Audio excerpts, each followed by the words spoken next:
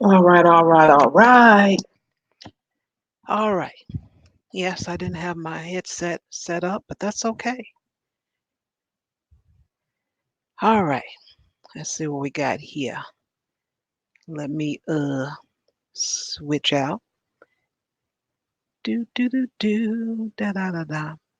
Bam! What you know about that? You don't know nothing about that, do you? You don't know nothing about that, do ya? All right.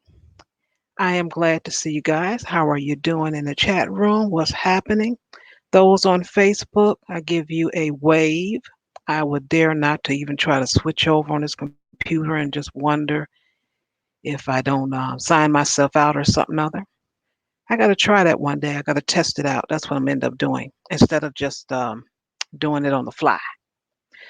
But I appreciate you wherever you're listening. Replay, live, Facebook, YouTube. Hey, appreciate you for sure. And let's see what to say. I got you covered, Shar. One less thing. All right, Zero, my hero. See, that's why I call him Zero, my hero. You see how cool he is? I really appreciate him. Thank you so much, Zero. I can't thank you enough. And if I forget, Just remind me, hey, you didn't thank me yesterday. And then I'll do that. I am going to share what happened to me when I went to go get some fish. I tell you, customer service slash, I don't know what to call it. It is, Zero's cousin. I will say it is Zero's cousins. I got to blame it on something. But yeah, I went to this fish place I go to, and I love fish. I really enjoy it, and it's really kind of like the only place, mm, one of the only places that you actually can go to get some fried fish that use some fresh oil, and they're not cheesy about that. And the fish is as fresh as it's gonna get, considering it's wintertime in Chicago, and they're trying to keep the costs low. All that good stuff. You know what's happening. But anyway, I go to this place I go to get some fish, and Zero's cousins, they just don't know what's happening. And I wanted to teach them, and I'll explain how I wanted to teach them. They have a point system. So if you go and so many purchases, you can get like free food. So you get so many points per order.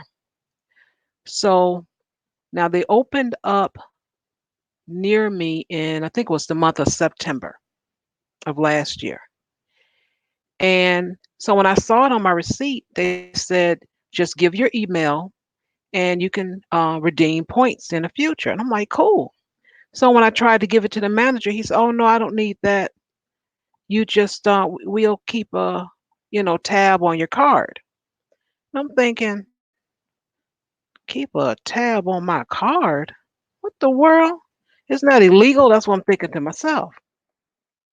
So anyway, sure enough, when I use my card, it is keeping a tab of my orders. I'm like, okay. So maybe it's just the last four digits, but whatever it is, it's not a big issue. And so I walk in, I order my whiting because they have whiting, perch, and catfish. And I've been told for over a year, I've been informed that, the catfish really isn't good and all that. I'm like, well, it may not be good, but it sure tastes good.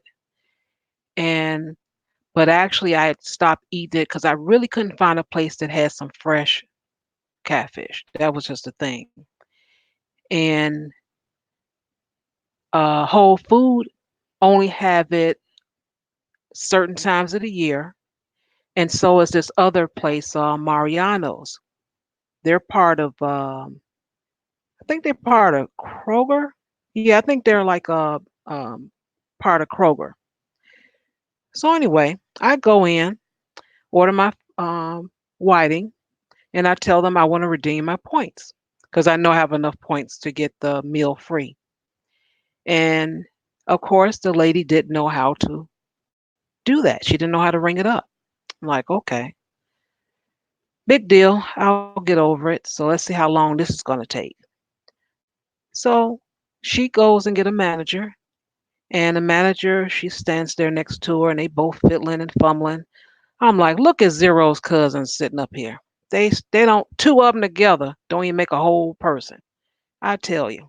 So anyway, they didn't know what they were doing, of course, and so they end up calling a third person on the phone, and the person on the phone was giving them instructions, and they like, I don't see that. It doesn't say you can cash out here. It doesn't say here. It doesn't say there. Everything this person was saying on the phone. So they were just playing around with the darn thing. No, it didn't do nothing. No, I did this and this didn't work. And I'm like, because I had my gloves on, and I just took my gloves off because now I'm getting warm in the store. So I just took my gloves off, and I'm like, this is gonna be a while. Whew, I tell you. So they hung up from the person. They fiddled around a little bit more, and then she said, "Okay, okay." So we took care of it now. I said, okay, well, how many points do I have left? And She said 9. I said 9. I walked in here with 187 points. Every 75 points is $7.50. The meal is only $10. So how is it that I only have 9 points left for a $10 meal? Oh, wait a minute. I can go back. She can go. So the other girl, like, I can do it. Let me go in there. So she went in there. She put my email address in there, pulled it up. Okay, you have 90, I think it was 98 points left. I said, okay. All right. I said, now, would you tell me how to do that so when I come back to the store and I can redeem my points, I can tell the cashier how to do it? Oh no, we know how to do it. We got it now. We know how to do. I said, yeah, that's you two. I said, but what about when I go in and you're not here? Neither one of you. I would like to give instructions so I don't have to wait as long next time. Oh no, because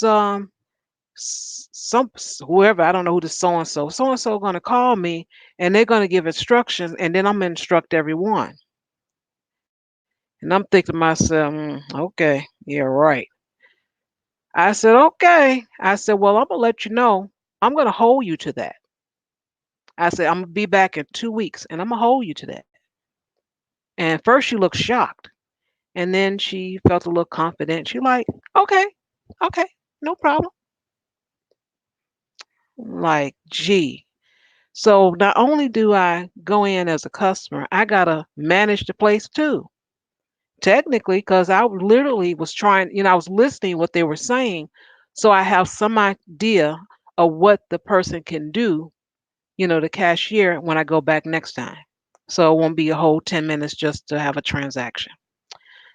Ah, well, I don't know. I just want to share my story with you that I had with Zero's cousins.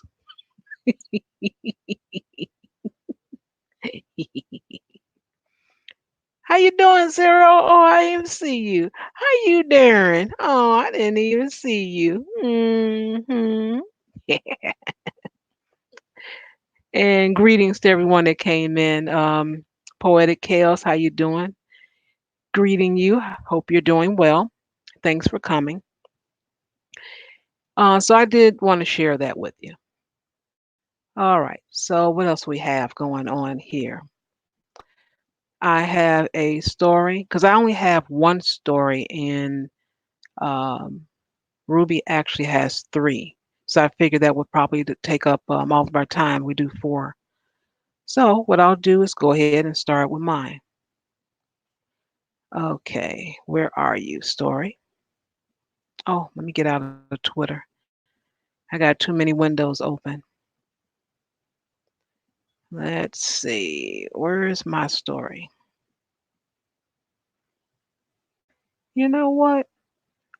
Is this my story or is this my Oh, here's my story. Never mind. All right.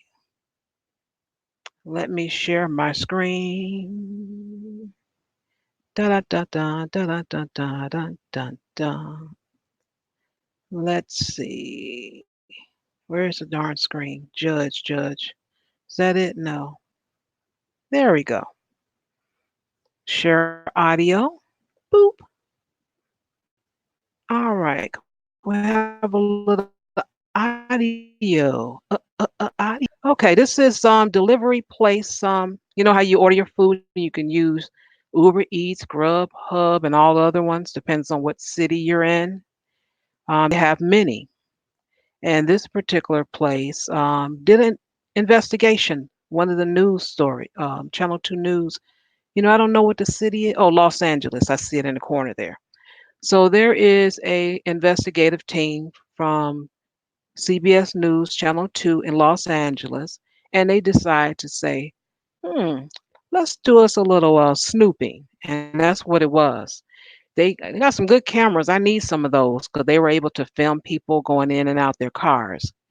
And what they're trying to tell people is these people that pick up your food and deliver it to you, it's really not that safe because what they're doing is eating your food. And, that's not sanitary. They're sticking their hands in there. That's ridiculous.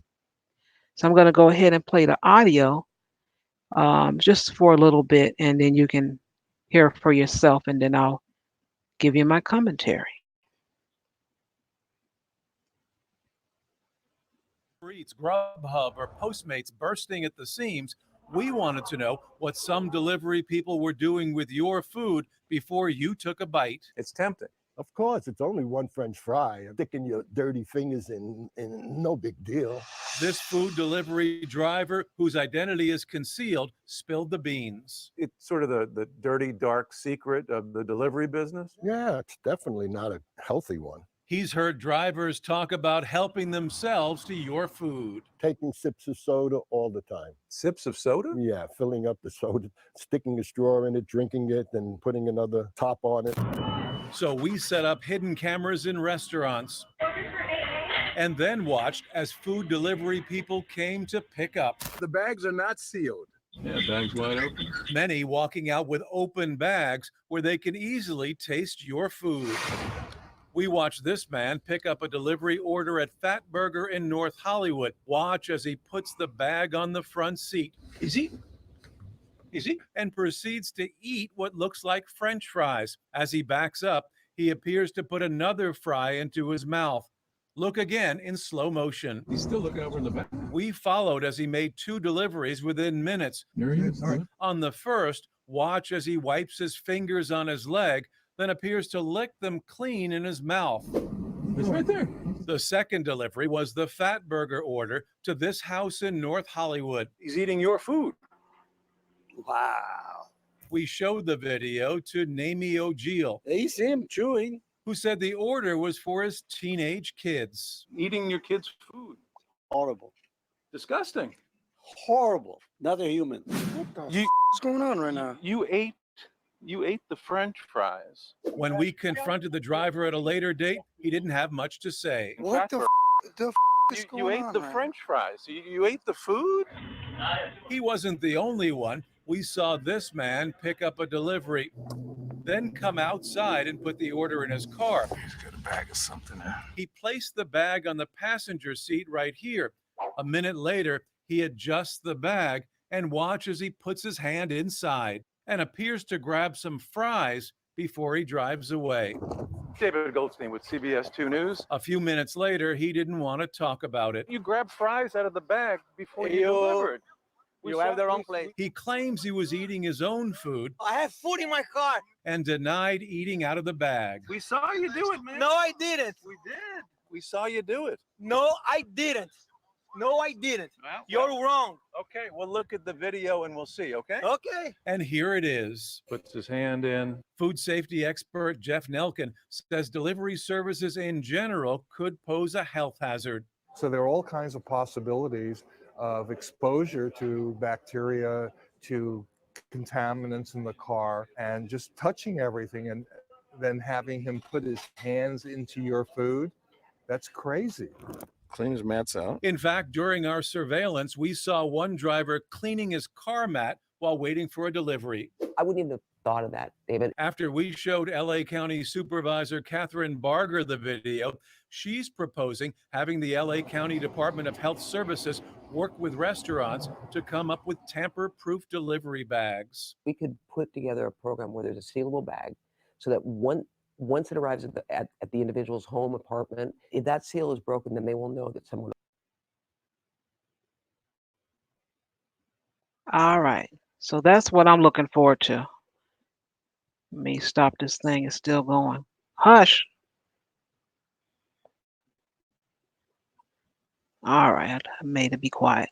So the guy there, I guess he says, I eat my own hair. I eat own hair. Because surely you can see him reach in there and eat fries, and he gonna tell folks it's not him. It's not him. I'm like, okay, not you. But what I wanted to mention is, I do know people that work for Grubhub and a couple of more delivery services, and they're clean people. But you're not going to find that with everyone. So you can't count on that. But they are looking into, and I hope they do it soon because it is for the best, to have it sealable. It's going to cost a little bit more to seal it up, but that's the right thing to do. That's the best thing to do because these people, they're doing all kind of things. You don't know what they're doing. Just touching the door handle, handling cash, all those different things. Anything can happen between them getting your food and handing it to you. So the best thing for them is to go ahead and do that and have it sealable. So at least just the outside where their little paws have touched is the only thing you have to concern yourself with. And greetings, classic Ruby. Why, good evening, and thank you. I'm feeling rather classy today, actually, living up to my new moniker. So, Oh, all right. not too shabby, not too shabby, except for some weird technical difficulty that just happened where I was picking, I don't know what it was. I'm telling you, Shar, like it made me scared. I was gonna accidentally overhear a murder or something, and then I was gonna be in witness relocation protection program or so. It was tripping me out, man. Because originally I thought it happened on the stream because the stream still said it was playing, right? And and Uh-huh. and I saw you up there, and it was saying that your mic was going, and like to the sound of this voice almost, but it wasn't. It was some guy, and then it was the guy was like, oh, sorry about that.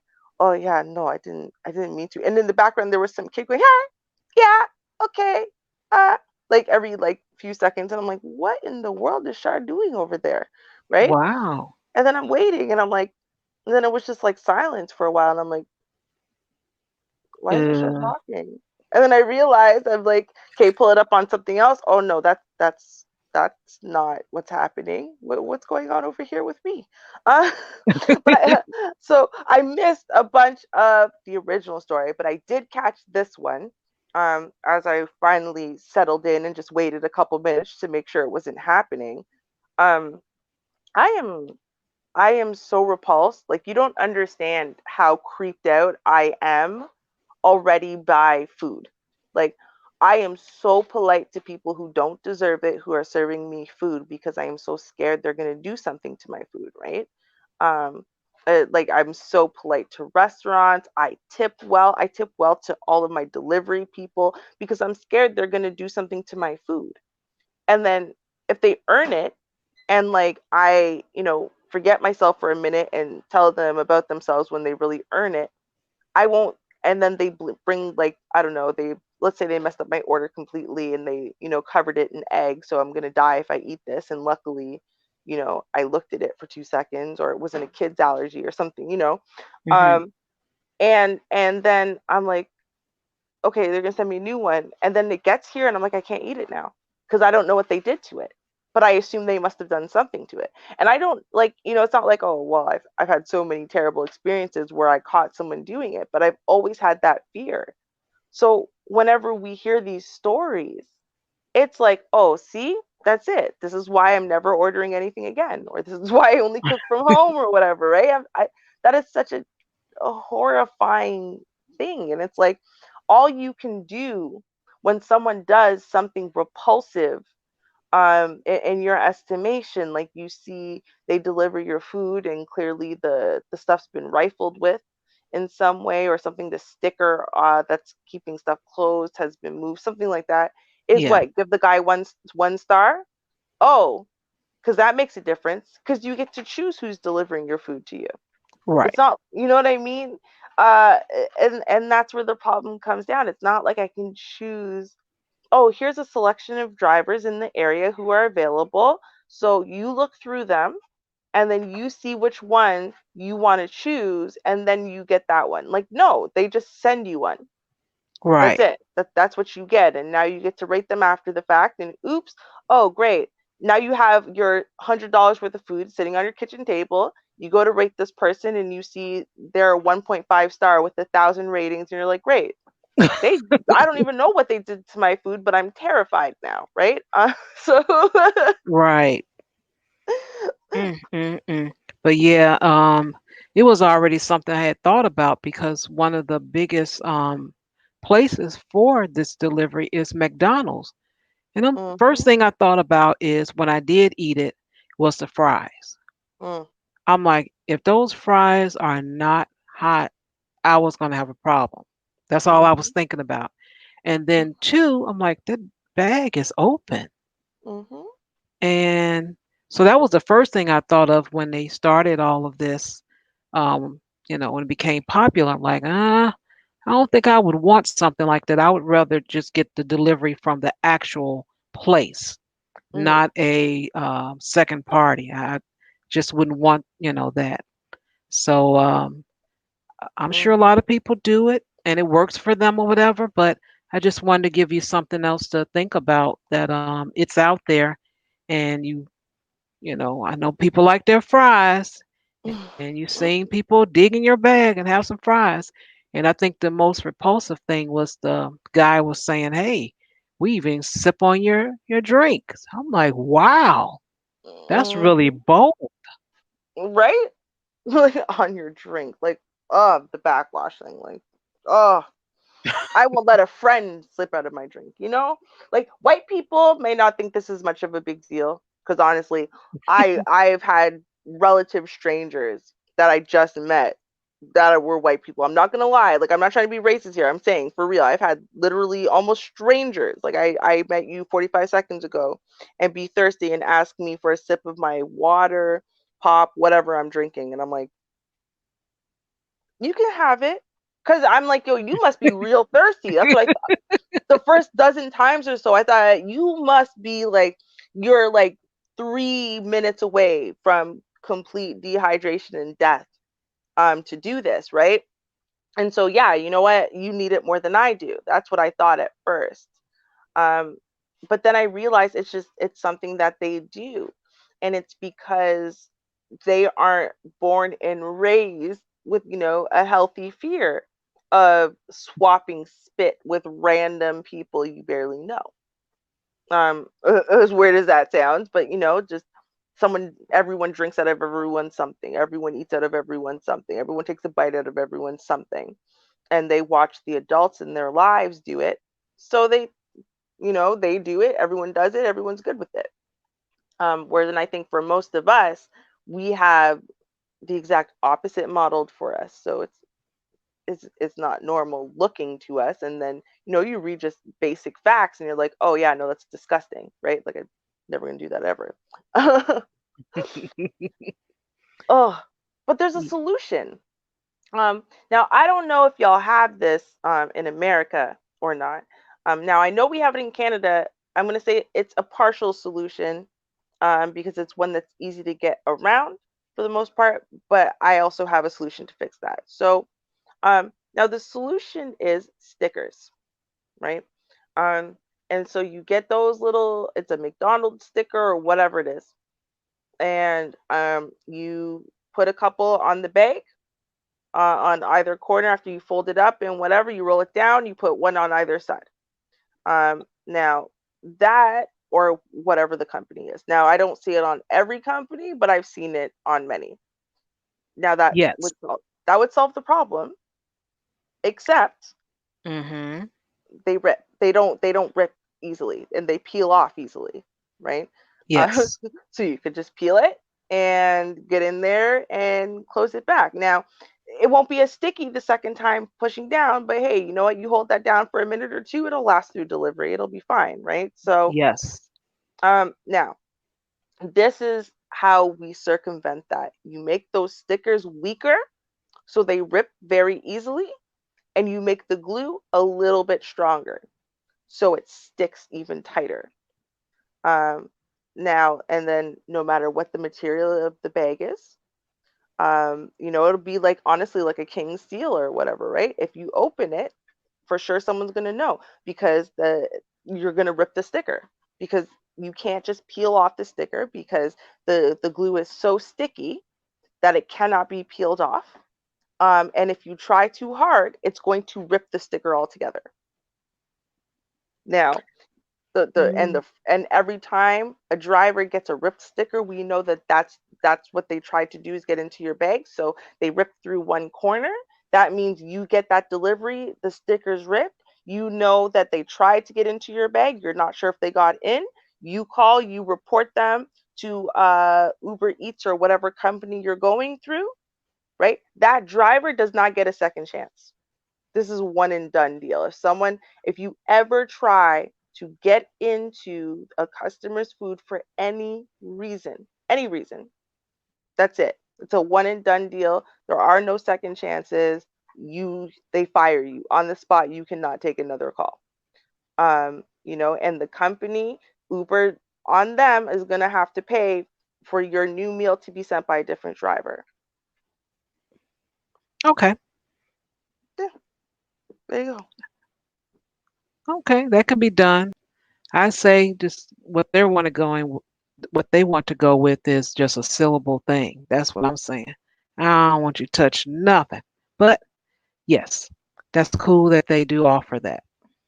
Well, you know why? Because let's be serious, right? In this day and age, you know, convenience is king.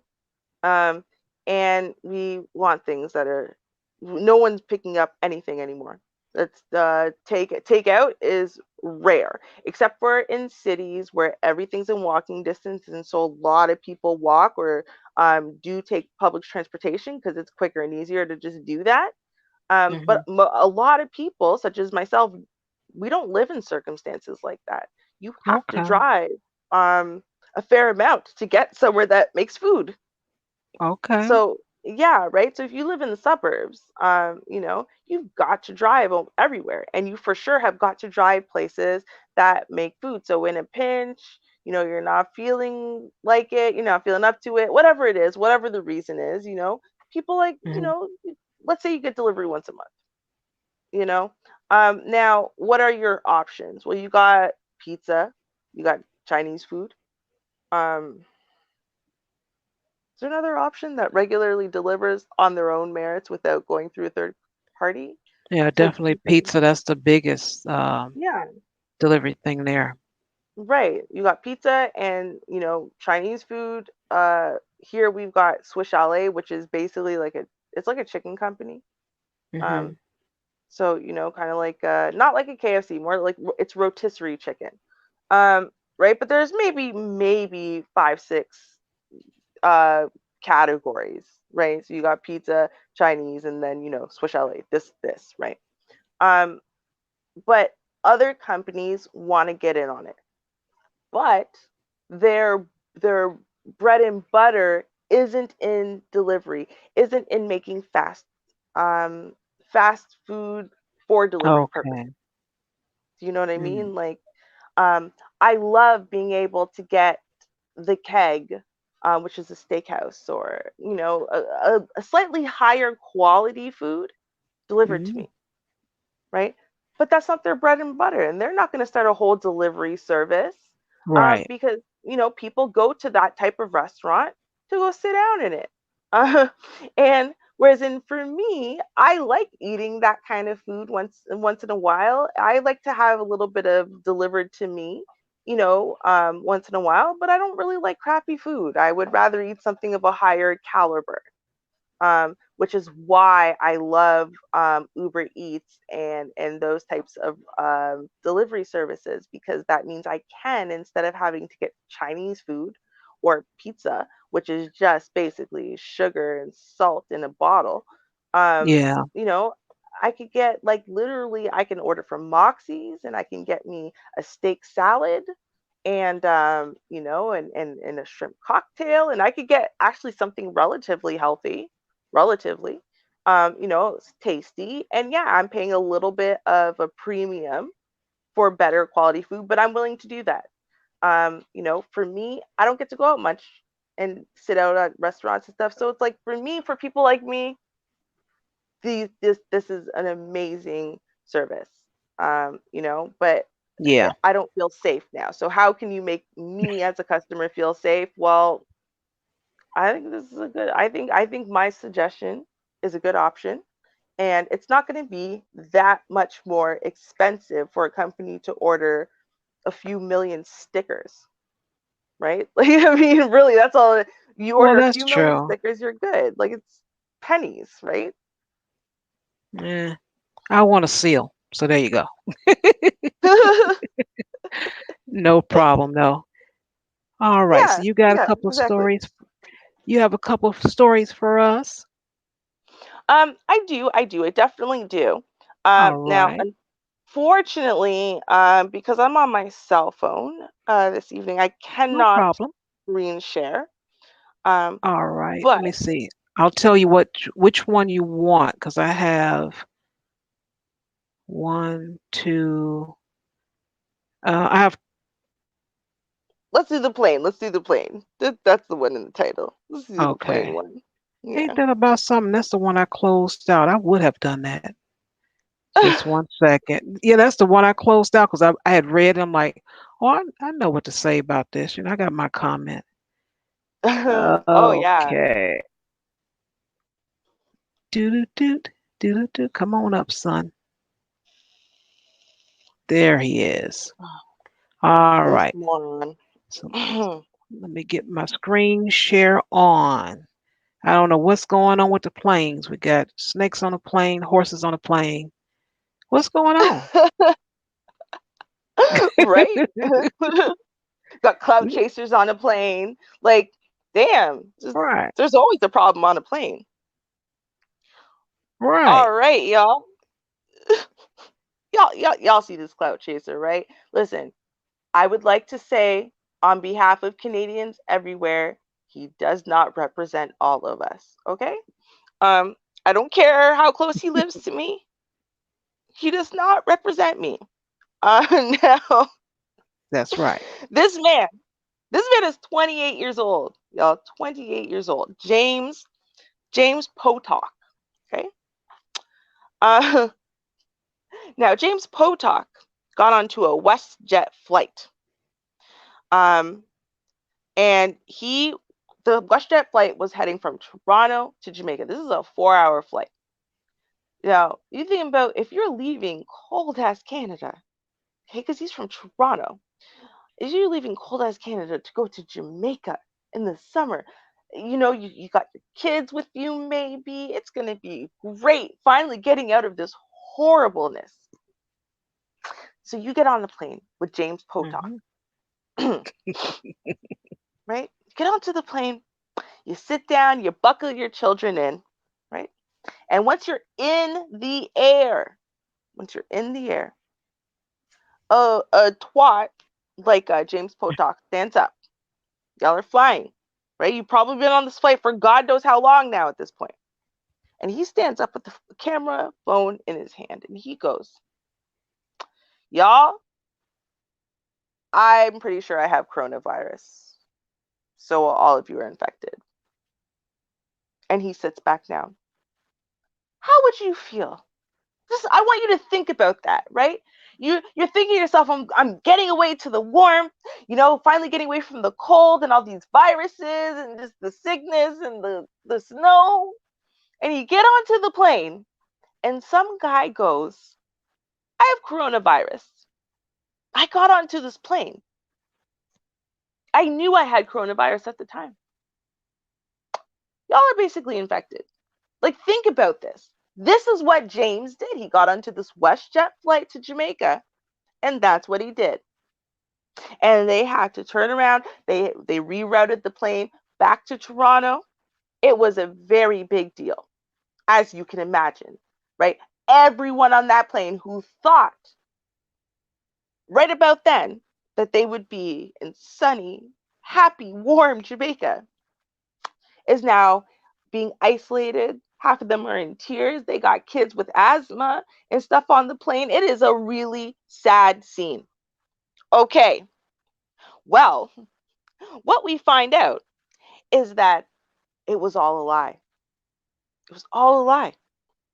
This man, James Potok, 28 years old, claims his intent was to create a viral video when he suggested He says he suggested, didn't say, on the plane that he may be sick with the new coronavirus. Okay?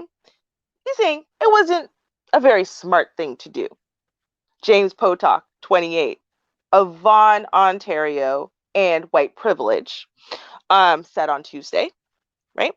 Potok, who describes himself as a frequent flyer and an up-and-coming hip-hop R&B artist, apologized to the 243 passengers aboard Flight 2702 to Montego Bay, Jamaica. But Potok, who has been charged with mischief and breach of recognizance, claimed he didn't actually say he had the coronavirus.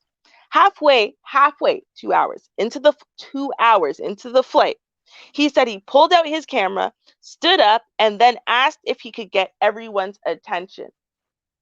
He made sure all 243 passengers plus flight attendants, everyone had his attention. You could think about how terrified people are. Why in the world?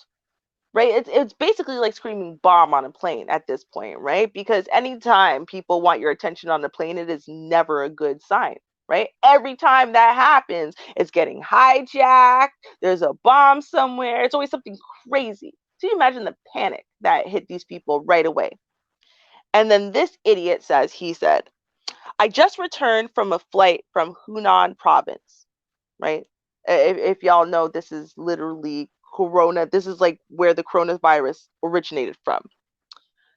And then he said, I might have said, this is the capital for coronavirus. And then I said, I don't feel too well. And I looked around. I saw the reception of the people. They didn't seem too happy about it. I don't blame them. And I stopped recording and I sat back down in my chair, Potok said. I want y'all to think about this, okay? I want you to think about this. Now, you want to think to yourself, what possible reason, right? What possible reason could this man, who is 28 years old, have had for this? And he said, well, it was really just to create a viral video to get something that, in my opinion, would have gone onto 66 Buzz, a Toronto social media site. Not even an international, worldwide social media site, just a Toronto one. Okay? Potok said he wanted to create a video that viewers would watch and share. He added, I want y'all to hear this. He added he has done something similar before. Once, he said he stood up on a plane and made an announcement saying, and then American rap singer Lil Wayne just dropped his new album. Then Potok said he stopped recording and sat down. According to Potok, that video did go viral. I want y'all to think about this, right? This man on a plane said, remember all the people who are dead around him at this point, right? You think about the kind of mass hysteria and panic that you cause by saying that there is something that is deadly that you have or that is on the plane at all. People are going to be fleeing to get away. They are going to be panicking. They are going to be calling the flight attendants are going to be going crazy, trying to calm people down, trying to get people not to move, trying to convince people. And the only way you can convince people not to scramble immediately and refuse to return to their seats is by telling them that since it's airborne, everyone's on the plane's dead anyway, so they might as well just sit down. Like, that's what everyone on the plane is going to have to hear you say to get everyone to sit down. Because y'all can't go anywhere. What are you going to do? Run out of the plane? You're on a plane. This is worse than going into a movie theater and screaming fire. Like, that is illegal. It is literally illegal for you to do this. This man, who's 28 years old now, did something like this. You think about the massive waste of resources. He waited till the plane was 2 hours in to the flight, halfway, over water. And then said, okay, I'm going to create this mass hysteria. The only place that plane can go is back to Toronto. You think about the massive waste of resources this all was. For what? for a viral video because he's a failing, aspiring rapper and he wanted desperately for viral attention, right? Clicks, likes, views. This is what it's come down to. This is what people are willing to do these days for clicks, likes, and views. Bashar, you say you had something to say. I was flabbergasted when this came up in my news feed. I got to tell you, I could not believe that a grown ass man. I could see an 18-year-old doing this, honestly. I could not believe a grown ass man did this. I couldn't. Well, when I read it, that's why I closed it out. I didn't even, think twice about this nut. I said, okay, expiring, up and coming, all those words before adjectives before rapper. Okay, I got that. I know where this is going. Mm, Next thing, when his excuse, because it's not a reason, it's an excuse. When that woman mhm, interviewed him and asked him, why did you think mhm. this was a good idea? He didn't really have an answer. But what I wanted the woman that was interviewing him to ask, Mhm. which she never asked, at least not in this article, can you show me the video? Mm. Where is the video? Mm. I want to That see is the video. that is a good point. Where is Mhm. it? Viral Mhm. or not? Where is the video? Don't tell me what I possibly said. You know, I possibly said. No, just roll the beautiful bean footage. That's all. Mhm. That's all you have to do. Wow. Nowhere. I saw it nowhere. Mm-mm. Nope. Well, I will say this that which I'm very happy to hear that they didn't go, well, boys will be boys, even though he's 30. And as he says here, right? I thought this was a little bit funny. He goes, uh, it wasn't the best thing to do, really. Uh, me as an entertainer, he calls himself an enter. Do you see him? He calls himself an entertainer. Okay, anyway. Um, I didn't get the reception that I was looking for. I didn't get the reaction that I was looking for. He said a woman seated across from him asked, "You're joking, right?" He replied, "Yes, of course."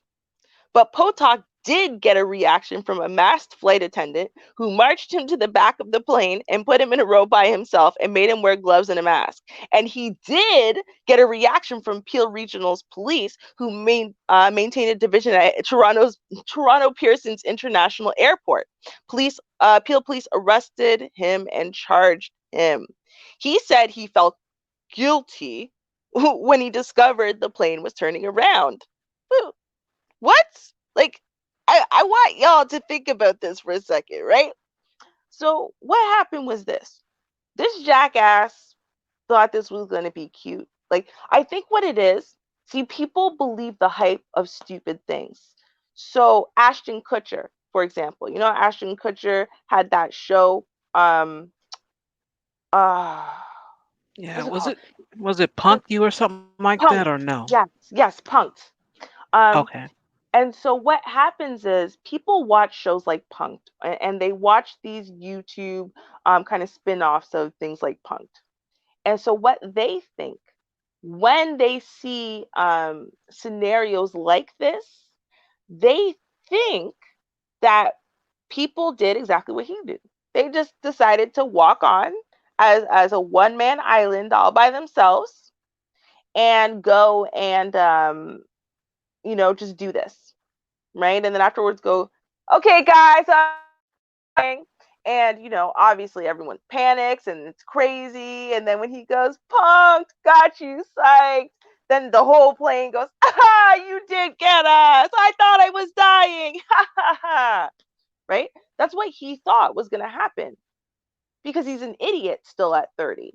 Um, but that's really what he thought. And so when no one looked remotely impressed, when nobody was sitting there and automatically giving him crazy reactions and whatever. First of all, his videotape, he looked around, he saw terrified looks and whatever. But to get that irritated response from the lady, he didn't expect anyone to call him on his bullshit so quickly. That was the first thing. The second thing is what he didn't expect is there to be a plane response so quickly. And the flight attendant marching him over. They isolated him so he couldn't hear the talk and whatever. And he definitely didn't expect to be charged criminally, right? He didn't expect all of that. So what I'm thinking is a couple things. Number one is the video sucked, um, which for him at that point, maybe the air marshals took away his phone because he explained what he was trying to do. So he said, "Oh, cool, you have a phone? Here, thanks." Put it in their pocket, gave it to the police, or the police confiscated it as evidence in the crime against him. So I'm thinking that's why he hasn't posted it and he can't post it. Is because he didn't have his phone. He at no point was in custody of his phone um, at the time that they finally hit ground and it would have been able to post. That's what I'm thinking. Because he's an idiot, he he would not have waited until he got home. He would have done it right there. He's an idiot. He wasn't going to wait. He was going to It- share that right there oh yeah. after he did it. Oh, of course he was gonna share it, but what he didn't realize is that there's only so many things that at least in my experience Hmm. that you can actually get into contact. Like you can't send really anything from when you're in the sky. You can send things to send, but they won't post until you hit the ground. That has Oh, been my okay. experience. Yeah, so there's things you can do. So you can actually like you can watch Netflix. You There's a bunch of stuff you can do on the internet, but so far as I've noticed, and the last time I flew was last year, oh no, maybe the year before, you weren't able to send and receive, like, let's say, like if I get into Discord, right, I wasn't able to send and receive Discord messages or Hmm. Facebook Messenger messages. I wasn't able to actually communicate back and forth with people, or post things on a wall, stuff like that, but I was able to watch things on Facebook, so it was almost like I could receive, I just couldn't send. Okay. Number Right. two, Hmm. where was he in China? What was he doing? Oh, he was never in China. I know. Oh. Hmm. That's why I'm asking. What were Oh. you doing in China? Oh You're yeah, no. up and coming rapper and all that. And I Hmm. do mean up and coming because ain't nobody gave you no money to fly there and back. So Hmm. where were you? You went to go see someone, do a show. See, he's such an idiot.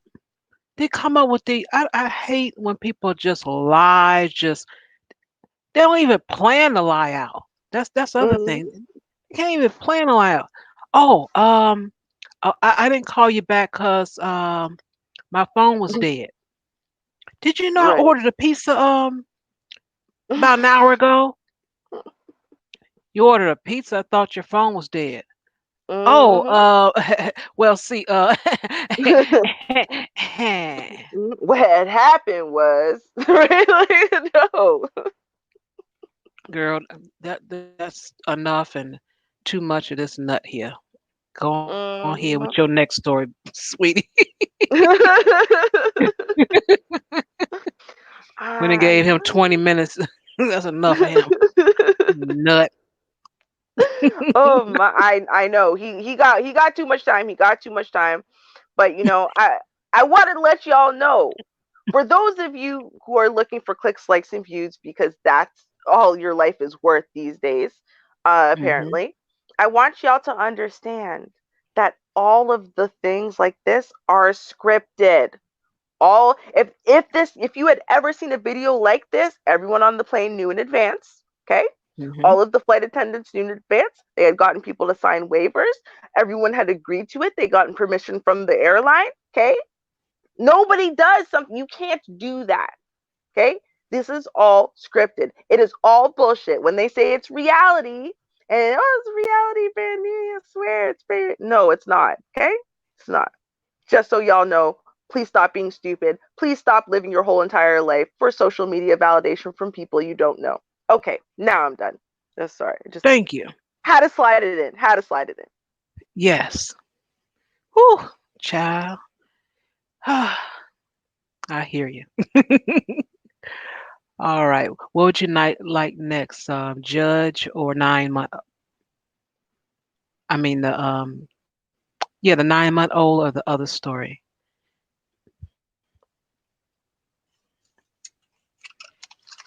Whichever one you want.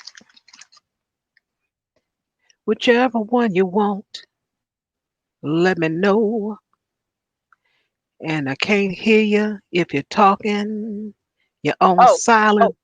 sorry. Because I was trying to find the links again. Because then I send them to you. I'm like, hey, Yeah, I um, have it up. So just let me know which one you want, the 9 month old or the um custody battle. Which one you want to put on the screen? this is dealer's choice. But I gotta find the links. That's my problem. I gotta re-pull it up. I have to re-pull it up. Oh, okay. Yeah, No that's what I'm problem. saying. I'm like, I'm trying to find the links, in the chat, so that way I can then pull it up. So that way I can then track. I don't know where it is. Here we go. Okay. You know what? How about you do the custody battle, and I will comment on the custody battle because I just, Okay. you know Yeah. how I feel about this one. Okay, let's do Yeah. I'm pretty, I get in and get out. So, it. take me long. All right, hmm here we go. Okay. Let's see. Share my screen. Share it loud. Share it proud. I thought you were gonna Say say yeah. share it mean. I swear I thought you were gonna say share it mean. I did. Well, if those were the actual lyrics, then I would have messed it up. So yeah, I wouldn't have said that. That's for certain. Well, just because it rhymes, share it loud, share it mean with the screen and the. I don't know. I don't know. It worked in my head. I don't know. Listen, it has been a long day. I've been awake since yesterday. Ooh. So I know, Wow. and like, seriously, I'm pushing like 40 to 35 hours now at this point. Like, I'm surprised I sound coherent at all. Trust me, I'm doing well. Okay, Yes, let's you do. are. Thank you. All right, good people. What we have on the screen here is a family, or, well, let me see. Well, they're divorced. So just judge steps in to custody battle after mom allegedly pushes to transition 7-year-old son into a girl. And that's the mom, dad, and the little boy. All right. And there's a picture of the little boy in a dress that the mom put in. He was 7 at the time. All right. All right. I'm going to speed read. All right. They have the parents, they have twins, twin boys. And the little boy name is James. But he actually well, at the time he was 3 years old. Let me go back. When he was three, he wanted to imitate the girls' characters of the movie Frozen. So kids, they imitate what they like. I get that. Okay, fine. She claims that he was, and I do say she because the mom, she claimed that her son James, at 3 years old, started asking to wear dresses. Okay, he did or he didn't. Let's say he did. Okay. So mama went on to do so. When she enrolled him in school, she enrolled him as a girl. She also bought him some dresses and headbands. So she gave him what she says that he wanted. She allowed him to pick a name. And what name did he end up picking? Luna. That's the name he ended up picking. The name he originally picked was a female character from the series Teen Titans Go. Not familiar with it, but just to let you know. Okay, where is the? I wanted to show you a picture of him. Well, I'm getting ahead of myself. Let me scan through this. Now the mom is what is she? That's what I was looking for. What her occupation is. I think she's a therapist. She's something. Where's Mama? Mama is a Yeah, I she's a think she's a pediatrician. She's pediatrician. a There you go. pediatrician. Yeah, thank you so much. She's a pediatrician. But anyway, mom started giving the little boy what he asked for. Now this was 3 years old. Now he's 5. He likes dinosaurs. He started calling his brother and his sister names from the show of Jurassic Park. Well, no, Jurassic World, because that's the second, I think, movie. I haven't seen that yet. But anyway, so he's calling his sister one of the names from a female lead in the movie, calling his brother another name as well. And let's see what else. He likes dinosaurs. He started putting dinosaurs, the little plastic ones, in his sister's purse and started carrying it around. All right, now this is where it just gets crazy. The mom wanted to start hormonal treatments on the son. That's the issue. Dad, like, no, you can't do that to my son. It's my son. Look at him. A little young man. That's what he's supposed to look like. Cowboy, bang, bang, shoot him up. Got the boots and everything. Look at him. So, anyway, they end up going to court because she was about to start the transitioning on the little boy. And at this time, he was 7 years old. The courts actually said okay. They said no problem. And it was a vote 11-1. Gave the mom full custody, and she was getting ready to get down with her son and make him into a girl. Well, what she could do. So the dad, he continued to fight for his son, and he actually won 50-50. Oh, they don't use court. How you pronounce this word? Conservative, because I'll mess it up. Conservatorship, which is custody. That's what the word is. And so now they got 50-50 custody and no more transitioning or trying to get this young boy into hormone therapy to have him to transition. Also, let's see what else we got here. Here he is on his way to school. He decided, he told his dad, hey, this is how I want to dress. This is what he picked out. This is the outfit he picked out on their way to church. So it's clearly he just needed to get away from the mom. You got children, and this is just my what I have to say about it. Children are children, and you got to be careful what you put in front of them. If he's watching Disney and all of that, sometimes we think that isn't affecting our children, but it actually is. So you got to be careful of what you have your children watching. It is programming. It's just that. Some children can be programmed faster than others. The other two children, the sister and the twin other brother, they didn't have these reactions to what they were watching, but this little boy did. And the parent, the mom, she decided, oh, that's what he wants at 3 years old. Well, I better get it for him. Let me get him a dress. She was the parent. I don't think that was a good idea for her to do that, to give her child just because what he wanted. He might want some cookies. So you're not getting any cookies. You're going to get some vegetables, sit down, and be quiet. Okay, you want to cry? I'll give you something to cry for, if that's the type of parent you are.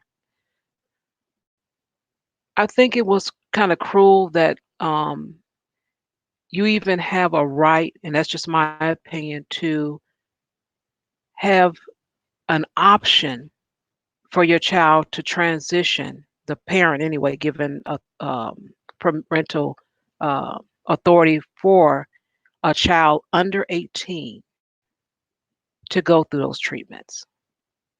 Their child haven't even been to school, can't even cross the street by itself, can't even drive a car,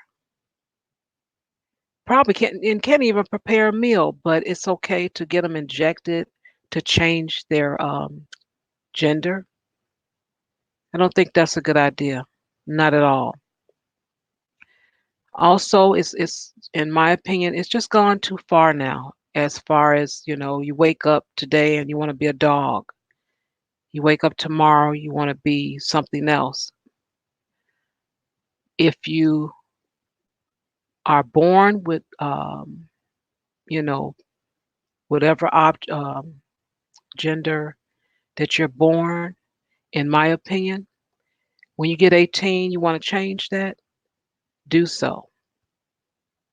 Because you don't know what's going on. I think it's programming. I really do. I think it's a lot of programming. So that's what I'm gonna give my take on. You can go right ahead and give your take, Ruby.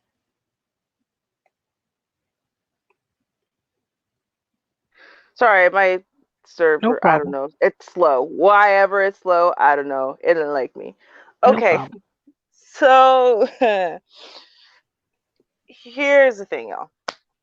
My opinions are often controversial when it comes to the subject of the LGBTQ community. And that's not going to change much here because there's going to be some stuff I say that you're going to agree with and some stuff I say that you won't. And that's okay because it is what it is. Now, Hmm. here's the thing. And I'm going to say this. I don't believe either of these parents. I don't. Okay. And I'm going to explain why. The dad and his story sounds full of shit and too good to be true, and so does the mother's. Um, I believe that both this kid is doing one thing that both parents say, which is when the kid is at mom's house saying, "I'm Luna and I want to be a girl and I want girl clothes and I hate those yucky boy clothes." And when he's at daddy's house, he's saying, "I am James. I'm a boy. I'm throwing out these ugly dresses because I don't want them." I do. Hmm. You know why? Because 3-year-olds try to please their parents. And what they want more than anything is the love, adoration, respect, and approval of their parents. So when your father looks at you like you're disgusting or a despicable stick in the mud, for decision A, and all you've got to do to make him smile at you and go, "That's my boy, I love you," is to just agree with him. What you gonna do at 3? You stand up for yourself? Probably not. You're probably gonna tell him what he wants to hear. Likewise, you want your mom to love you and to coddle you and to kiss you and to treat you like you're the most special little prince in the world. And your mom's going to be angry and frustrated unless you tell her what you want she wants to hear. You going to sit there and be like, "Nah, I don't think you're quite right either," or you going to tell her what she wants to hear? See, I think this story comes down to a few facts that both parents agree on, which is that James likes playing dress up in dresses and high heels and likes to play with his sister's purse, and he wants to carry on the purse and be fabulous. I think he's one of those little boys who, very early on in life, they're going to be fabulous when they grow up. Not just gay, but fabulous when they grow up. I believe that he's one of those little boys. And I think both parents are trying to force him to one side. As in, neither parent would be happy with him just being a gay little boy. Daddy wants him to be the manly man, and mama wants him to be a girl. They both want him to conform to some gender norm or another. And none of them want James to just be James, just to be a kid who is going to do what he wants to do because he likes doing it. And that's all there is to it. Not because someone told him he should want to do it or he should like to do it, but it's because that's what he likes to do. he looked at that purse and he went, "That's so pretty. I want to play with it." And that could have been okay. But mom said, "Oh, well, if you like purses, then I can have the little girl of my dreams." And daddy said, "You're only playing with purses because your mom always wanted a girl." See, you see how I think that this actually started. Um, Mhm. and I think the fact of the matter is this, that when part of the issue is when we put rigid gender norms on a child and basically penalize a kid for just exploring concepts when they're so young, and those concepts mean nothing to them. And I mean penalize them really harshly for doing something like playing with their sister's plastic purse. um and well, I guess that means you're a faggot or whatever at 3 years old for playing with his sister's purse. Or, well, you must want to be a little girl then for the same thing. What we're doing is we're taking a period of time in a child's life where children are supposed to be exploring and learning and growing. This is what they do. They try out a little bit of everything. Yeah, we'll play with this. I'm going to try out that. I'm going to put on mommy's shoes and I'm putting on daddy's shoes. They putting on mommy's shoes because they want to be a girl at 3 years old. They're putting on mommy's shoes because it's funny. It's like stilts. I remember a lot of little boys when I was younger putting on mommy's heels because it was like trying to walk in stilts, and it was funny. It was funny to see little girls and little boys walking around in these stupid shoes. Why? Because it was like death traps to us. It was hilarious to try. It had nothing to do with gender. It had nothing to do with trying to be a woman. It had nothing to do with trying to be glamorous or sexy or anything. It was about trying to balance and these ridiculous monstrosities mommy squeezes her foot into every day. That's it. It was no more or less complicated than that.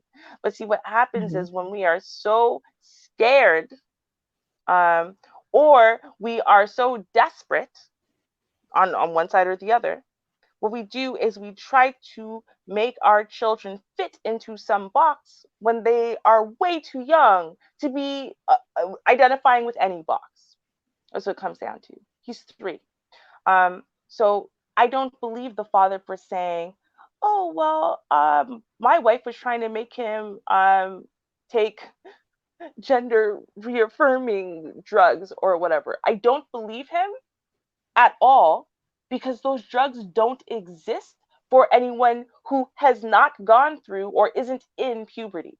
By definition, they don't exist. Okay, this is ridiculous. This is not something you would give to a 3-year-old, period. Because in essence, they're 3. All you have to do is dress them up in the other gender, and trust me, everyone's buying it. They're good to go until puberty. So I don't believe the father. It doesn't make any sense. One way or the other doesn't. In fact, there's a whole little girl that lived her whole life as a little girl, was born genetically male, and fought and screamed, and I'm pretty sure she tried to commit suicide a couple times too, while her parents kept trying to make her be a boy until they said, well, hey, you know what? I'd rather my kid not die. So if this is something that she's really pushing to do, fine. You want to be a girl? Fine. We'll let you do it. Finally. And that's that show, I Am Jazz. So, you hear these stories Mhm. of kids who identify very early. I know my parent identified very early and got beaten near to death on several accounts, several times getting caught. Well, the Mhm. first time just saying it out loud, gotten beaten near to death, and then several times got caught doing various things throughout early childhood and middle childhood, and then said, Mhm. okay, well, I'll just be the best boy I can be. I'll be the best boy in every way possible, and it will make these feelings go away because I like girls, especially once puberty hit. And hey, I like girls, so this must be the right body then, right? This, because that's what they say. Nope, that Mhm. didn't help. 2 children later, and how many decades later, being the most manly man ever. And trust me, this is not just me saying this is an objective thing that people said and believed. Guess what? Didn't help. So Mhm. I think the thing is that when you have no experience in this realm, especially in the realm of this whole trans thing and what it could and couldn't mean. Um, you know, the father's side might sound plausible. It doesn't sound plausible. Neither does the mother's side, though. That's the thing. It sounds to me like they're messing around with the kid who's just being a normal kid who's just playing. Kids do, they play. They try things out. They put on lipstick because it looks funny because mommy puts on lipstick. Are they trying to be the mommy? They trying to be a girl? No, it might as well be clown makeup to them. They don't care. It's just, oh, I could rub this on my lips and it makes it red. That's hilarious. Let's try it. Okay. That's as complicated as it is. And that's what kids do. And we forget that that's what kids do the further away we get from being kids. And we start trying to make everything mean something when honestly, at 3 years old, nothing means anything. That's what it is. Nothing means anything. This kid did not pick a gender one way or the other. He did not care at all. His parents were picking genders and saying, no, you identify as this. You don't identify as nothing at 3. They tell you you're a boy because you got a dingling. You go, oh, having a dingling means I'm a boy. Cool. You don't care at 3 years old. You're 3. What does it mean to you? Everyone sits Mhm. down at 3 to pee. No one cares. Do you see what I'm saying? Like, this doesn't make Mhm. any sense. And that's where I think, to me, the real tragedy of this story is because I feel like what it's doing is it's bringing back a time where kids were getting the living crap kicked out of them, seriously, for just playing with their sisters' dolls because they only had sisters and they didn't want to play alone. But boys don't play with dolls. You, oh, you're a fairy, you're this, you're that. Because he wanted to play dolls with his sisters? Really? Like, you know what I mean? I think that Mhm. this is a tragic story in so many ways because I do think that both parents are going to continue to do damage to this kid who is going to think that there's something wrong with him if he wants to sing in a musical. Well, that must mean he's a fairy then. So he can't want to sing in a musical and be scared to tell dad that that's what he wants to do, even though he likes girls, because dad will never believe he likes girls if he doesn't want to play football. And he doesn't want to do this and he doesn't want to do everything that the average manly man does. That's what I think, honestly. And so I just think the story is tragic on both levels. I think both parents need actual counseling and need to realize that honestly they're both punishing their kid for disliking each other. That's it. Yeah. Okay. And I say the same thing as far as if it's true, what's written there, Mhm. it's still messed up. If it's not true, it's messed up. So either way. Right. So I Right. agree with you on that. This It's a kid's bit not going to much. win. Right. One way or the other, this kid is losing right now. And I think it's sad one way or the other because nothing's going to keep happening except for court cases. The mother won in December. The father wins in January. Mom's going to win by March. Dad's going to win by, June. This is going to keep going back and forth.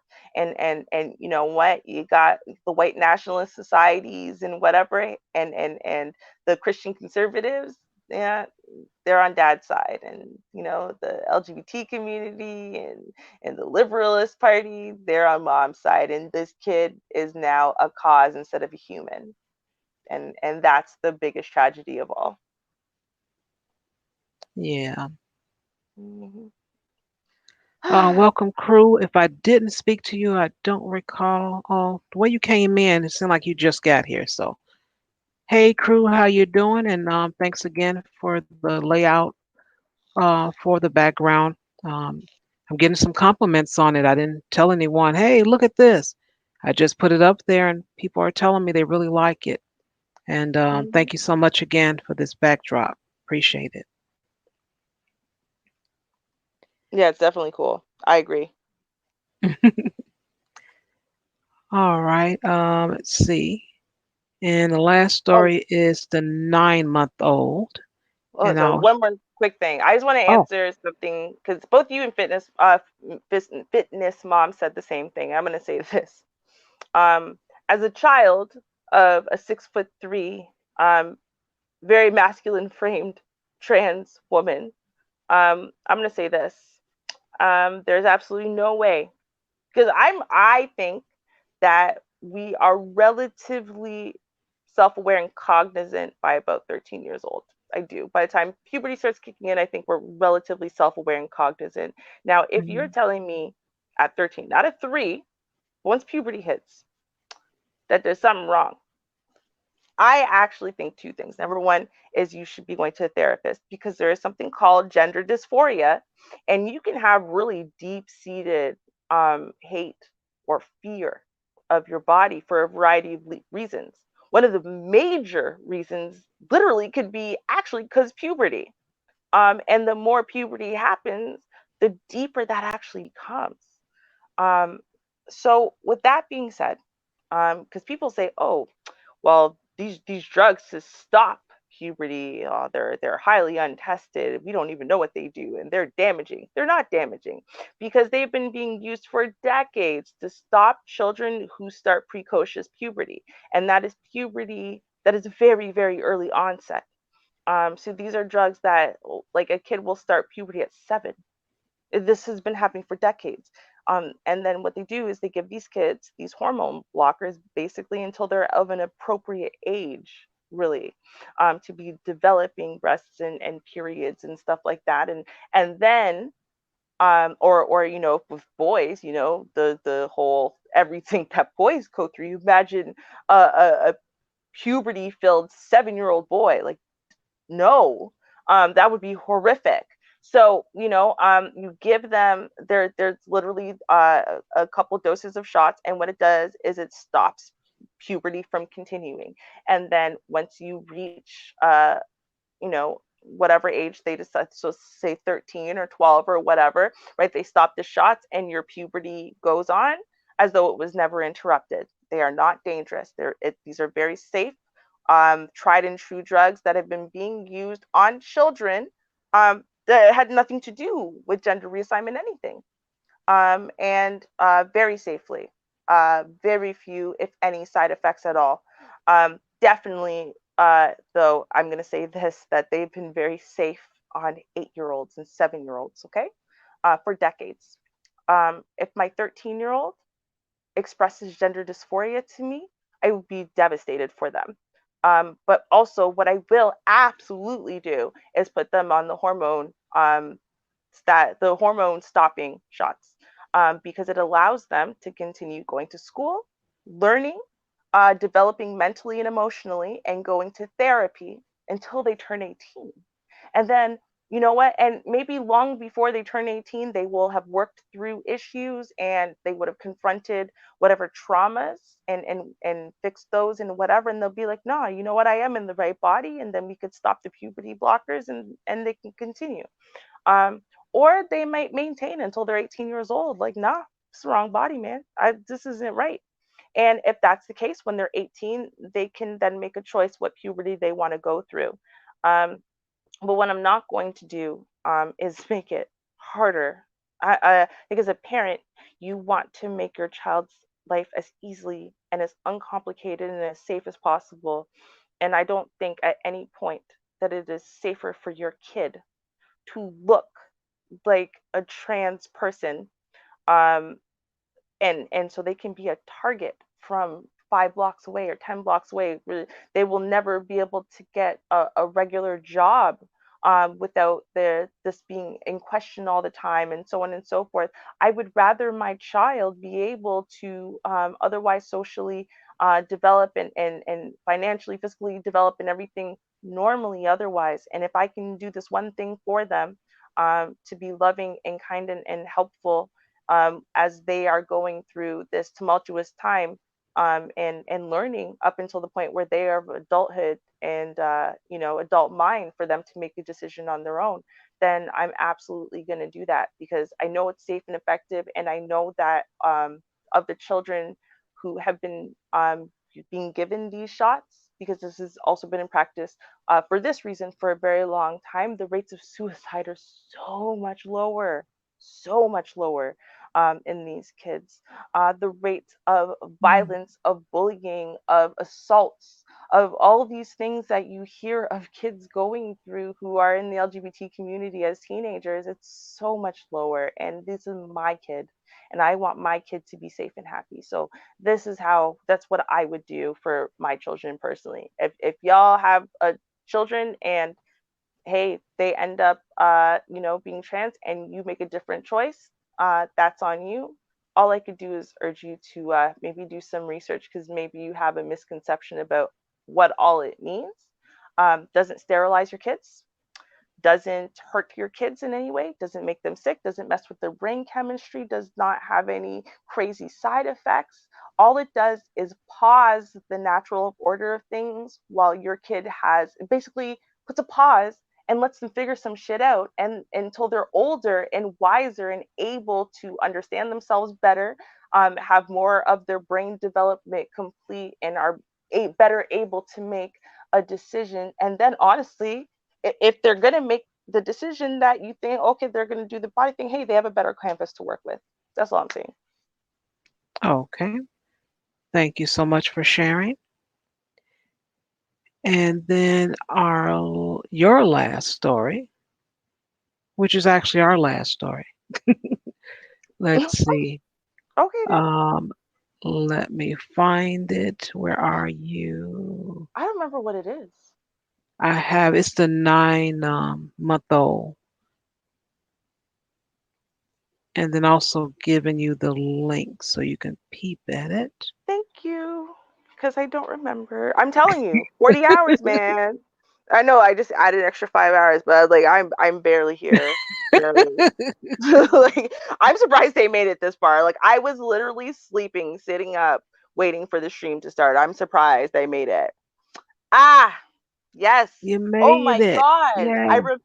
I remember the story now too and everything. Oh, yes. All right. Okay.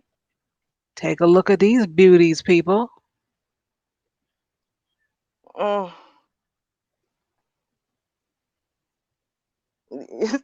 These beauties. Yeah, y'all see this, right? Yeah.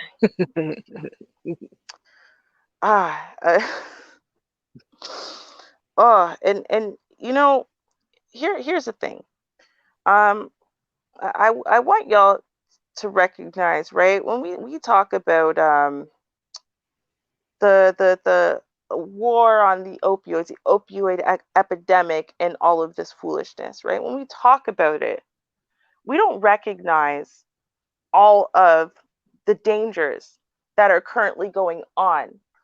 Okay. And I wanted to talk about this story, and it might surprise you why I want to talk about this story. Because, see, the thing is, Hmm. right, about if y'all remember, about it was well over a decade ago. It was almost 2 decades ago or so that the opioid crisis, right, this problem with the pill mills and everything started. And so, hey, well, we're just going to crack down, and then cracking down creates another problem. So we're going to crack down on that, and that's going to create a new and worse. Oh, when I say another, I mean new and worse problem. And then cracking down that is going to create a new and worse problem. So cracking down that is going to create, see, what's happening is, right, is they aren't solving the problem, is my point.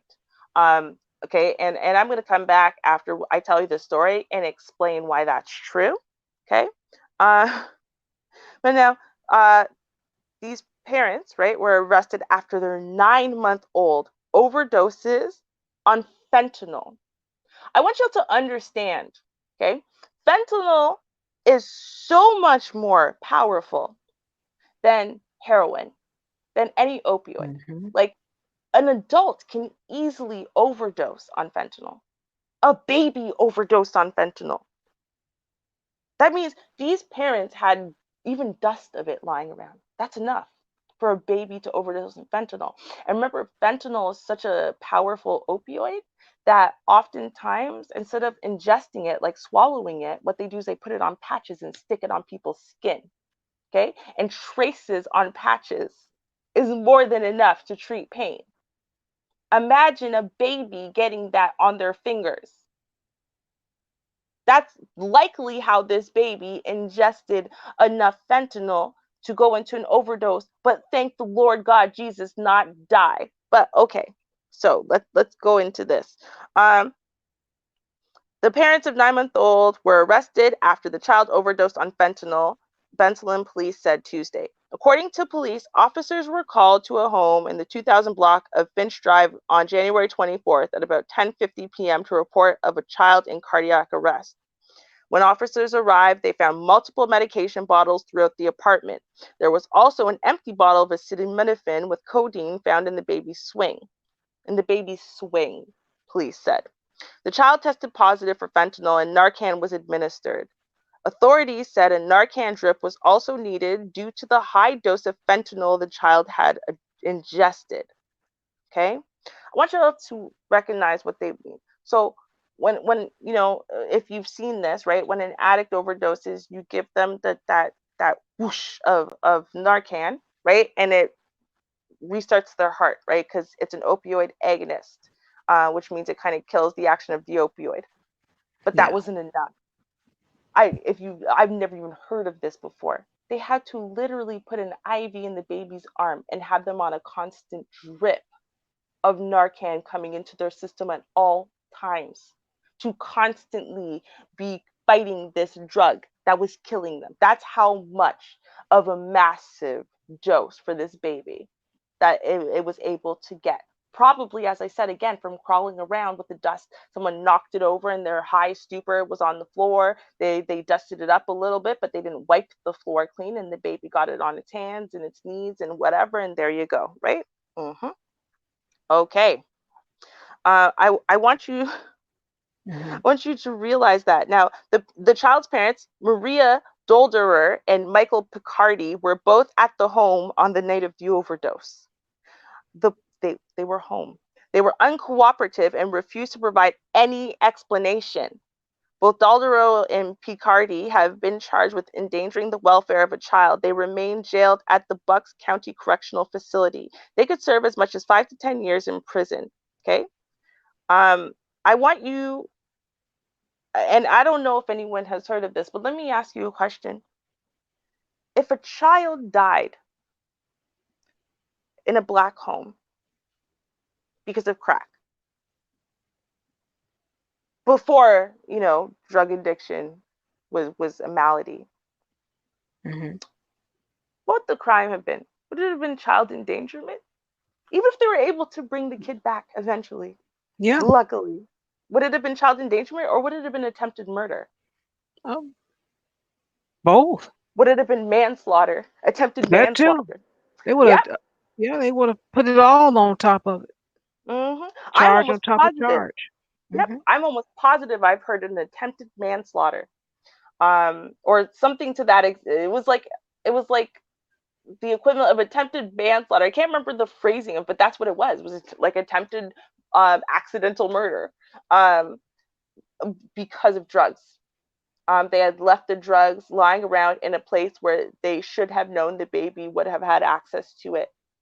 And as a result, the baby died, almost died. Like the heart stopped several times on the way to the hospital. Luckily, was able to be saved. Parents went away for life. These parents, oh my God, they're gonna get 5 to 10 years for taking like the world's most dangerous drug and then leaving it somewhere a baby could access it to the point where it needed a Narcan drip. Okay. Now I want you to understand this, that what they've done with this opioid epidemic and treating it, um, is they have taken, not only have they taken, addicts off of these medications, but they're often creating rules that penalize real pain patients who have been just Uh-huh. on legit medications for legit seriously like traumatic injuries and pain. And what they're doing is they're lowering everyone's dosages to corrected amounts. Now, if you are already in something that doesn't kill you but causes you blinding pain, and nobody cares to help treat you, well, you might try to buy the excess pills on the street for a while, but dosages these people need, they can't afford that. So what do? Now they're going to go to heroin, just like the people who got cut off from the pill mills how to go to heroin. Now these ones are going to heroin, right? Um, and oxys, because as they make oxy on the street more and more rare, no one can afford it. So now they're going to heroin. Well, people are starting to not like going on heroin and whatever, So you know what they've done? Well, they said, "Hey, listen, we've got Percocet back. Here, we got Oxys back. Just buy some of these on the street." And you know what they're doing? They're taking a teeny tiny bit of oxycodone and then they're mixing it with drops with bits of fentanyl. bits of fentanyl, because no one has oxycodone, but lots of people can get fentanyl. And so what they're doing now is they're mixing fentanyl into everything, to the point, right? Because again, it's so much cheaper, and people are scared again of heroin. So now everyone's buying fentanyl, and they're buying fentanyl laced everything.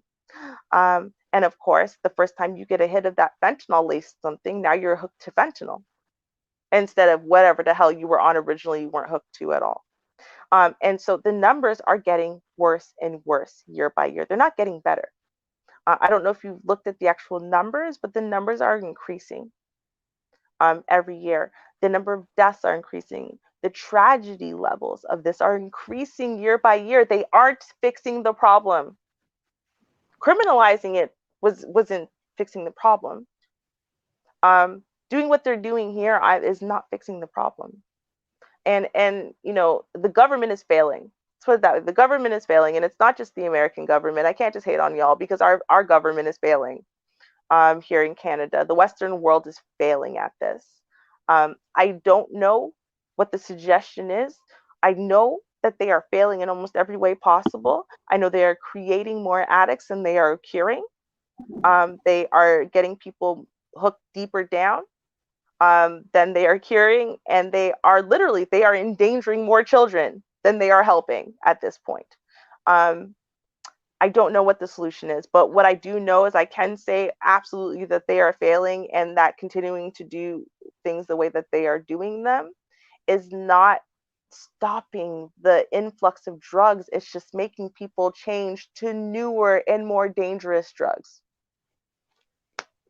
So I don't know. Something's got to be done. Something's got to be done one way or the other, because you know what? This is not the first baby story I've read this year. It's not.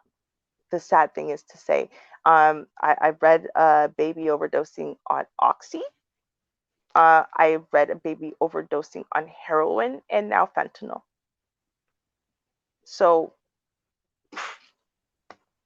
I tell you, medical board, government, big pharma, y'all get together, get your little money making thinking hats on, get together and recognize that if you kill off too many people per year due to this one addiction of opiates, that you have no more people, right, that you can manipulate to steal all of our money. So that little cure you've got going on over there, or the actual real help y'all have behind the scenes that you give to senators' kids or whatever it is, or the president's kids, whoever it is, y'all are going to need to start sharing that to the masses. That's all I can say about this, because it is terrifying that fentanyl is so easy access. Fentanyl used to be something that was given out so rarely. That was like you had to be a terminal cancer, and like the worst stages of the worst kinds of most painful cancers to get something like fentanyl. Now babies are dying of or damn near dying of fentanyl being left around, and them overdosing on it. So yeah, that's all I gotta say about that. This is It's devastating. I don't know. What do you think, Shar? I don't see them doing too much um, because it's a big money maker. So no, I don't see them doing anything too different. They're making a lot of money from it. Now I am surprised that I haven't heard anything more than what they put in the article, because they had five different doctors prescribing that medication. They found five bottles, five different doctors. So Mm, they're definitely addicts. There's no mhm. doubt about it. That Let me see if I still have it up, because I just left a thing. Oh yeah, that lovely picture you see there. I was wondering, is that the master bedroom or the guest bedroom? What do you think? I'm pretty sure that's the master bedroom. Yeah, Oh, okay. All right. So I was just wondering that, before I stopped sharing the screen, I just was asking. that grimy, grungy ass room. Ugh. Yep, I'm positive that's the master bedroom where the man and the woman of the house stay. Yep. Oh, okay. I was just wondering. Okay, so these the masters of the house. There, that's their bedroom. Okay, um, it's gotten out of hand. Well, it's way out of hand. They've gone as far as even having the medication to try to stop an overdose. I've been seeing advertisements of it in public transportation. And I'm like, wow. And as soon as I know that there's money set aside, which it was in the last, let me see, it's 2020, 2019 budget that came Mm, out. They put so much money aside and they mhm, didn't consider it as, they considered it as a, little slight problem. See, if it was, mm, really affecting us more, it wouldn't be something where, they have programs and help you get back on your feet and all mhm, of that. Oh no, they wouldn't have that. But mm-mm. they have all that for them. Oh, they have a lot of it. I'm telling you. Right? Always. There's always an extra billion or two in the budget to help white kids. Come on, don't be crazy. Yeah, crazy. I mean, come on. If it wasn't for pill mills addicting white children in only white areas, um, the systems that they've come up with that they clearly have not implemented nationwide or they're not using efficiently if people can still doctor shop to this day, systems that I'm telling you they implemented here and they did it well. But that's one of the things. If you have something like OHIP, which we have, which is that universal health care and everyone gets a health card, now all your prescriptions are tied to the same health card. So therefore, there is someone who's monitoring your health card to ensure that in any 1 month period that nobody's getting the same prescription multiple times and so on and so you literally can't actually do it. The government won't clear it. So your card won't let it through basically. So I mean, now these are systems though that you can set up, but eh, why go through the expense of doing that, when you can do it statewide, maybe, who cares if someone lives on a border and can Mm, just drive back and forth across a few borders in a day? Who cares, right? Eh, we tried exactly. ish, right? Ish, right? Yeah, like if you watch, there's this lovely documentary on Netflix called The Pharmacist. And step one is about him trying to figure out who killed his son. Within the course of that, he determines his son was a drug addict. Um, and then the second step is it has to do with the pill mills and stuff like that. He was a pharmacist, and he played a big role in why Purdue Pharma, who is the maker of oxycodone, like OxyContin specifically, the makers of OxyContin, just like how the tobacco companies lied and said, "I swear this is addictive. I know that this is not addictive," when they knew it was. Not only was it addictive, they were responsible for putting stuff in it to make it extra addictive. Yeah, no, the makers of OxyContin knew this stuff. Not only was it addictive, but they knew when their commercials were saying that Uh-huh. taking the extended release medication, um, when they were making its statements, well, if you take this, it actually decreases like your likelihood of addiction. They knew that that was a Mhm. lie, and actually the opposite was true. That OxyContin is literally one of the most addictive opioid pain medications you can get, literally. Um, and so now they knew that. Now it's amazing how many doctors still don't understand that that is not only is that true, but that it applies to all extended release opiates. They Mhm. don't know that. Including, I'm being serious. My doctor, I actually literally just challenged her with that information just last month, and I said, I'm not saying you're wrong. Well, I am saying you're wrong. I'm just saying I understand why you're wrong because I know the last good available information that was taught to you, in good faith, you still remember it, is that You want to decrease addiction. This is what you do. You put them on. You don't let them do these little ones that last as long as a Tylenol does. No, no, no. You go give them these ones that last for 12 hours. Um, right? You're thinking, and see, there's a lot of misconceptions, right? They say, oh, this is 10 milligrams and it lasts over the course of 12 hours. So that's great. No, it's 10 milligrams times like 15 to Mm. make sure that it continues lasting and building up in your system and all that stuff. Like, you don't realize how much drug is in that one drug that says 10 milligrams. It's not 10 milligrams. Trust me, it's not. But see, I believe doctors you. are not aware of this. Yeah, pharmacists know this, right? Because it's Hmm. their job to know. It's not a doctor's job to know this, unfortunately. So, you know, they're doctors acting in good faith, giving bad advice from pharmaceutical companies and pharmaceutical reps who lied to them. That's what it is. They know, and they're being proven. They were proven to be lying out their asses. And you know what happened? They got sued, just like the tobacco companies, although for a lot less. They paid out. They still make OxyContin. Everyone wins. Wait, no, wait, no one wins. Wait, oh, nothing got stopped. Nothing changed. You know, and that's what it came down to. So now what are they doing? They're coming after the doctors. Okay, are Hmm. things getting Yeah. better?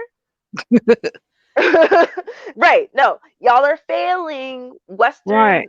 government, medical, whoever cares about this for real, y'all are failing at this. Y'all need to do better. That's it. Yeah. Because those doctors, they're frightened about it.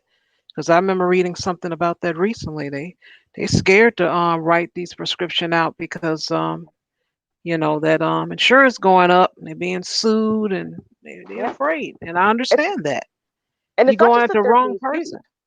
Yeah. Hmm. No, it's not just that they're being sued, they're losing their licenses for nothing.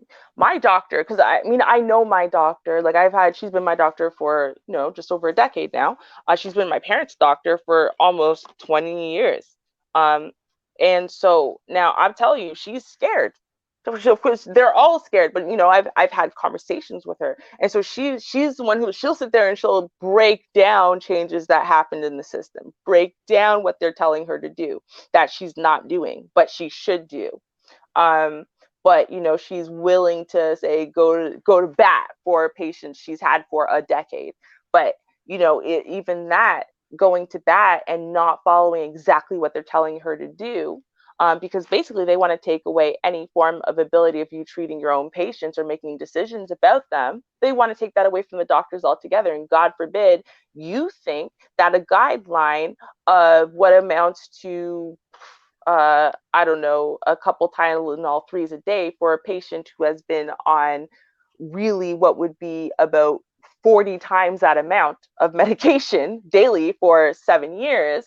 Uh-huh. I don't think that's going to work out when they have this really traumatic back. My parent who has several herniated discs and like, I mean, the it's just basically it's a degenerative issue that is just the pain's going to get worse and worse, and everything is going to continue to break down and rot and be messed up until she's paralyzed. And then at that point surgery can either make it worse, better, or nothing at all. But the options and the success rate is exactly the same now or if you wait till then. And like the excruciating pain is excruciating. But the guidelines are actually literally what I just said. It's yeah, here we'll just throw a couple Tylenol threes your way. Yeah, that stuff that they give you for like when you get a tooth pulled. Yeah, we'll just throw a couple of those your way because that's like the maximum we're allowed to give you, unless it's a pain clinic that is certified by Ontario. Can't treat my own patients anymore. So what they're supposed to do is basically take you off pretty rapidly off of all your medications. They just decided that that's their way of solving the problem. That's not solving a problem. Who is that going to solve a problem? What's going to happen is people who are in massive amounts of pain and that happens to them, guess what's going to happen? Not only are they going to be Right. on massive amounts of withdrawal, but that pain level is too high. You will go crazy. So if you can't doctor shop, because I already told you they can control for that, and you can't just go to your doctor and have them care about your health because they're not allowed to. What are you going to do? You're going to go to the street and you're going to go try to buy your pills on the street. And guess what they're making your pills out of? not morphine anymore. Oh no, now it's morphine with some fentanyl. Why do you think that the overdoses are on the rise? Because of fentanyl. It's not because of morphine, or it's because of fentanyl. And they're skyrocketing, and you can actually look and see that Hmm. fentanyl has climbed to be the number one killer in overdoses in a very short period of time, and it's skyrocketing, and it's going to keep skyrocketing because this is the rate, this is the trend that's happening. You're not solving the problem. That doesn't solve the problem. You're creating more addicts, and you're shoving them It's into not the right. street to go take dangerous, mixed up, unsafe medications while they're being monitored by nobody. People who are long-standing patients who are being monitored regularly by a doctor who knows the signs of addiction and doesn't see them in their patients. Are we not going to trust any doctors anymore?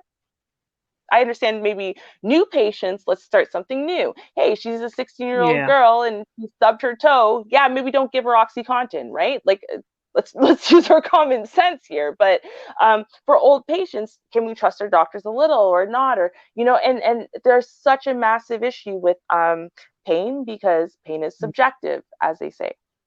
You can't see pain. You can't look on the outside and say, I know how much pain that person's in from looking at them. You Right. can't. And I'm going to Um, mention next week, because we'll go ahead and close now, and we'll talk a little bit more about this. Um, because there's an article I have that I'm going to do a little bit more research, and I'll share it, and it'll go right into what we're talking about. oh wow, okay. Yeah. So All since right. we're quarter after the hour, I said okay. We done did a couple of hours. I'll cut it short. Mm-hmm. Because one thing I know, and I do it on purpose, because for replays, I want people to enjoy the show. And if it's too long, they're not going to go. Because the first thing they look, how long is that? And they're like, okay, I'll come back to it, and they don't. So I'm trying to keep it no more than 2 hours. If we're just having a great old funky time, and I don't mean just you and I don't mean be not being funny, but if we have more people, hey, Thanks, let's do it. Star. Star, I'm No, not a that's good why. time anymore. No, I'm kidding. I'm kidding. No, I'm kidding. that's why I stopped and said, not saying you. I enjoy you all the time. I appreciate you. Have a great time with you. You have me I laughing. know. I'm kidding. I'm kidding. Girl, you know I need to go to sleep, okay? I'm gonna wait for like That too. 55 hours. Come on. Okay. 40, 55, hey, be 60 You know, soon. So let's get right? on out of here. I want to thank you all for tuning in. I do appreciate you guys. You do have me have laughing up in the chat room.